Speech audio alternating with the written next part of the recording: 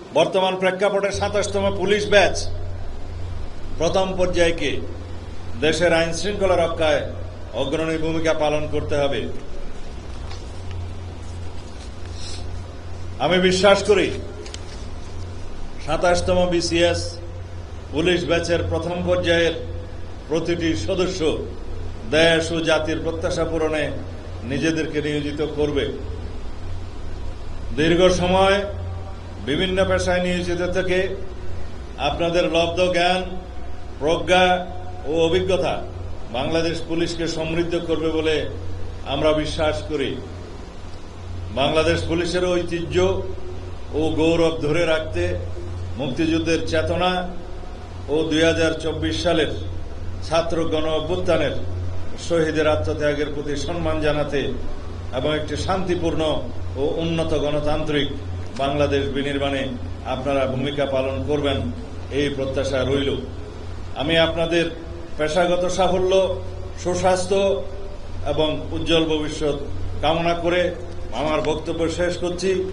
আমি বক্তব্য শেষ করার আগে স্মরণ করতে চাই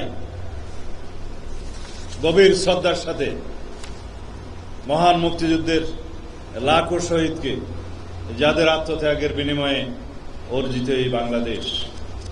আমি শ্রদ্ধার সাথে স্মরণ করছি শহীদ রাষ্ট্রপতি জিয়াউর রহমানকে, যিনি মহান স্বাধীনতার ঘোষণা সহ সময় উপযোগী নেতৃত্ব দিয়ে দেশকে মুক্ত করেছেন। আমি আরও স্মরণ করছি তৎকালীন জাতীয় নেতৃবৃন্দকে, যারা দীর্ঘ লড়াই সংগ্রামের মধ্য দিয়ে স্বাধীনতার পটভূমি তৈরি করেছেন এবং স্বাধীনতা সংগ্রামে অংশগ্রহণ করেছেন। আমি শ্রদ্ধার সাথে আরও স্মরণ করছি ২০২৪ সালের ছাত্র গণ অভ্যুত্থানের সকল শহীদকে, যাদের আত্মত্যাগের বিনিময়ে মুক্ত হয়েছে আজ গণতন্ত্র, যাদের প্রত্যাশা ও গণ আকাঙ্ক্ষা অনুযায়ী বৈষম্যহীন দেশ গড়ার প্রত্যয় নিয়ে আমাদের এগিয়ে যেতে হবে। আমি আরও স্মরণ করছি তিনবারের প্রধানমন্ত্রী, আপসহীন নেত্রী দেশনেত্রী বেগম খালেদা জিয়াকে, যার সুযোগ্য নেতৃত্বে বাংলাদেশে সুপ্রতিষ্ঠিত হয়েছিল গণতন্ত্র, বাংলাদেশের মানুষ অর্জন করেছিল গণতান্ত্রিক অধিকার।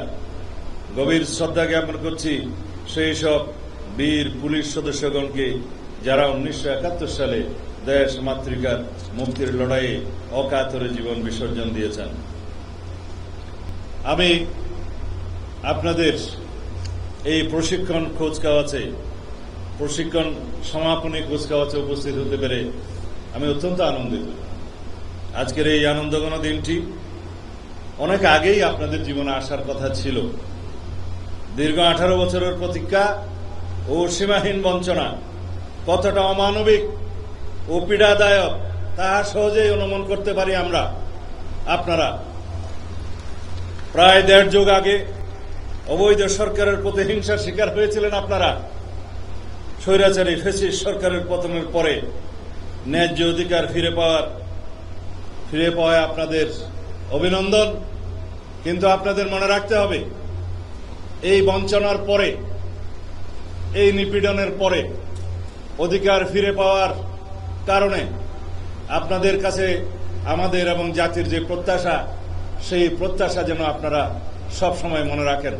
২৪-এর ছাত্র গণ অভ্যুত্থানের পরের যে গণমানুষের প্রত্যাশা, জাতির প্রত্যাশা, বর্তমান রূপান্তরমূলক এই রাষ্ট্র কাঠামোর মধ্য দিয়ে আমরা যে যাচ্ছি, আমাদের জাতির যে প্রত্যাশা, সেই প্রত্যাশাকে আপনারা পূরণ করবেন, দুর্নীতিমুক্ত থাকবেন, দেশের প্রতি, দেশের মানুষের প্রতি সব সময় আপনারা এমন আচরণ করবেন যাতে মনে করে দেশের মানুষ পুলিশ সত্যিকারভাবেই জনবান্ধব হয়েছে এবং জনগণের বন্ধু হয়েছে। ধন্যবাদ আপনাদের সবাইকে। আসসালামু আলাইকুম।